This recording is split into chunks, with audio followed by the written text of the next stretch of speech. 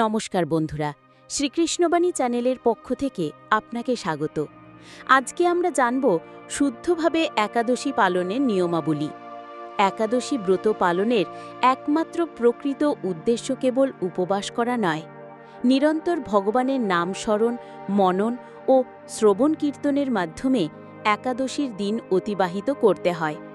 এই দিন যতটুকু সম্ভব উচিত একাদশী পালনে পরনিন্দা, পরচর্চা, মিথ্যাভাষণ, ক্রোধ, দুরাচারী, স্ত্রী সহবাস সম্পূর্ণরূপে নিষিদ্ধ। নিম্নোক্ত বিষয়গুলোর প্রতি দৃষ্টিপাত করে তা পালন করতে হবে। সমর্থপক্ষে দশমীতে একাহার, একাদশীতে নিরাহার ও দ্বাদশীতে একাহার করতে হবে।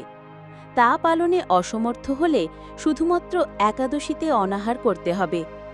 যদি তাও পালনে অসমর্থ হলে একাদশীতে অবশ্যই পঞ্চরবিশস্য বর্জন করবে।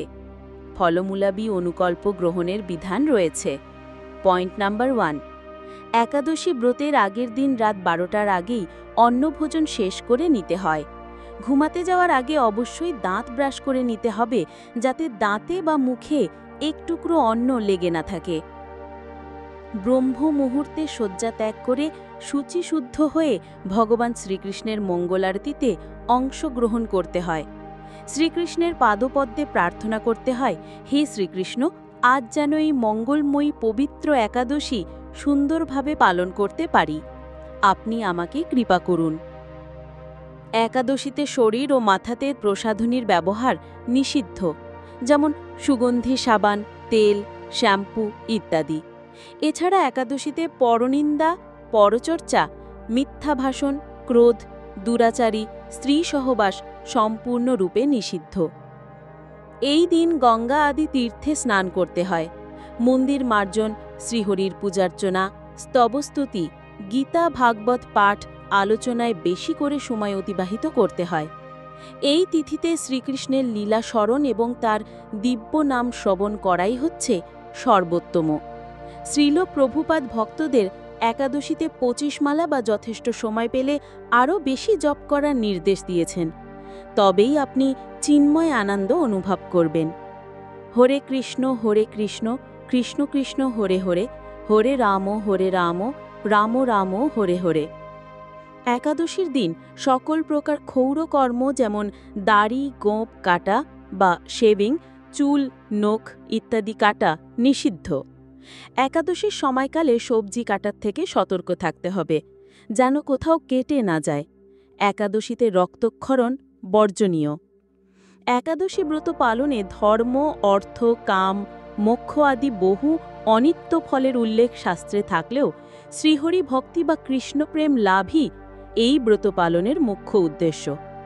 ভক্তগণ শ্রীহরির সন্তোষ বিধানের জন্য এই ব্রত পালন করেন।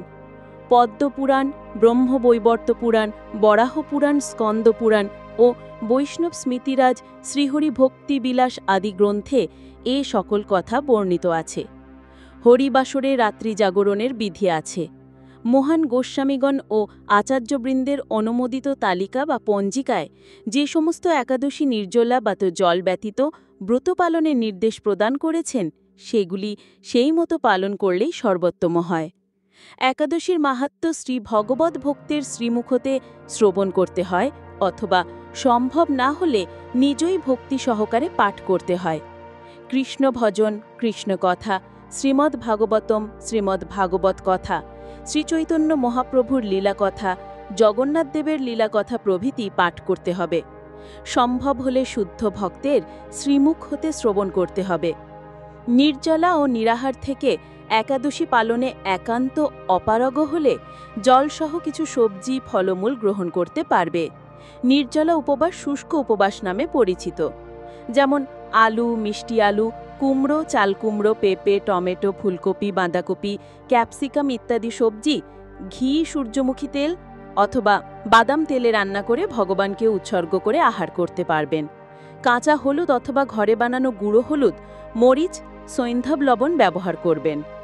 আবার অন্যান্য আহার্য যেমন দুধ, দই, কলা, আপেল, আঙুর, অনারস, আখ, আমড়া, তরমুজ, বেল, নারিকেল, আলু, বাদাম, লেবুর শরবত ইত্যাদি ফলমূল খাওয়া যায়। একাদশীতে সাবু খাওয়া যায়, তবে অনেক ক্ষেত্রে সাবুদানার উপর ময়দার কোটিং দেওয়া হয় ভারী করার জন্য। নিশ্চিত না হলে সাবু না খাওয়াই ভালো। একাদশীতে 5 প্রকার রবিশস্য গ্রহণ করতে নিষেধ করা হয়েছে। প্রথমত, ধান জাতীয় সকল প্রকার খাদ্য, যেমন চাল, মুড়ি, চিড়া, সুজি, পায়েস, খিচুড়ি, চালের পিঠা, খই ইত্যাদি। দ্বিতীয়ত, গম জাতীয় সকল প্রকার খাদ্য, যেমন আটা, ময়দা, সুজি, বেকারির বিস্কুট বা সকল প্রকার বিস্কুট, বেকারির রুটি, হরলিক্স জাতীয় ইত্যাদি। তৃতীয়ত, জব বা ভুট্টা জাতীয় সকল প্রকার খাদ্য, যেমন ছাতু, খই, রুটি ইত্যাদি। চতুর্থত, ডাল জাতীয় সকল প্রকার খাদ্য, যেমন মুগ, মুসুরি, মাসখালাই, খেসারি, ছোলা, অরহর, বিউরি, মটরশুঁটি, বরবটি, সিম ইত্যাদি। পঞ্চমত, সরিষার তেল, সয়াবিন তেল, তিল তেল ইত্যাদি। একাদশীতে রান্নার সময় 5 ফোড়নের ব্যবহারে সতর্ক থাকতে উচিত, কারণ 5 ফোড়নে অনেক সময় সরিষার তেল ও তিল থাকে, যা বর্জনীয়। উপরোক্ত পঞ্চরবিশস্য যে কোনো একটি একাদশীতে গ্রহণ করলে ব্রত নষ্ট হয় ও পাপ ভক্ষণ করা হয়, কারণ মাত্র একটি খাদ্যশস্যের মধ্যে 4 ধরনের পাপ থাকে। পাপগুলো হলো: প্রথমত, মাতৃহত্যার পাপ; দ্বিতীয়ত, পিতৃহত্যার পাপ; তৃতীয়ত, ব্রহ্ম হত্যার পাপ; চতুর্থত, গুরু হত্যার পাপ। সুতরাং আমরা ভোজনে মাত্র একটি দানা নয়, হাজার হাজার রবিশস্য দানা ভক্ষণ করি। ভাববার বিষয় হলো, যে পাপকর্ম আমি করিনি সেই পাপকর্মের ভাগীদার আমাকে নিতে হবে। একাদশীতে খাদ্যশস্য গ্রহণ করলে যে পাপ হবে, অন্যকে খাওয়ালেও সেই একই পাপ হয়। একাদশীতে চা, বিড়ি, সিগারেট, পান, কফি, মদ, আফিম, গাঁজা বা অন্য কোনো জাতীয় নেশাজাতীয় দ্রব্য গ্রহণ করবেন না। একাদশী সংকল্প মন্ত্র। একাদশীর দিন ভগবান কৃষ্ণের সম্মুখে আমরা অবশ্যই সংকল্প নেব। একাদশ্যাম নিরাহার স্থিতা অহম অপরে হনি ভোক্সাম্মি পুণ্ডরীকাক্ষ শ্রমণাং মে ভব অচ্যুত। অনুবাদ: হে পুণ্ডরীকাক্ষ, হে অচ্যুত, একাদশীর দিন উপবাস থেকে এই ব্রত পালনের উদ্দেশ্যে আমি আপনার শরণাপন্ন হচ্ছি। একাদশী পারণ মন্ত্র। একাদশী তিথির পরদিন উপবাস ব্রত ভাঙার পর, অর্থাৎ উপবাসের পরের দিন সকালে যে নির্দিষ্ট সময় দেওয়া থাকে, সেই সময়ের মধ্যে পঞ্চ রবিশস্য ভগবানকে ভোগ নিবেদন করে একাদশীর পারণ মন্ত্র 3 বার ভক্তিভরে পাঠ করতে হয়। এরপর প্রসাদ গ্রহণ করে পারণ করা একান্তভাবে দরকার, নতুবা একাদশীর পূর্ণ ফল লাভ হবে না। আর অবশ্যই একাদশীর আগের দিন ও পরের দিন নিরামিষ প্রসাদ গ্রহণ করতে হবে। একাদশীর পারণ মন্ত্র: অজ্ঞান তিমিরান্ধস্য ব্রতেন কেন কেশব প্রসিদ সুমুখ নাথ জ্ঞান দৃষ্টি প্রদ ভব। অনুবাদ: হে কেশব, আমি অজ্ঞানরূপ অন্ধকারে নিমজ্জিত আছি। হে নাথ, এই ব্রত দ্বারা আমার প্রতি প্রসন্ন হয়ে আমাকে জ্ঞান ও চক্ষু প্রদান করুন। বন্ধুরা, আজকে এই পর্যন্তই। আবার আসব নতুন কোনো ভিডিও নিয়ে। সে পর্যন্ত সবাই ভালো থাকবেন।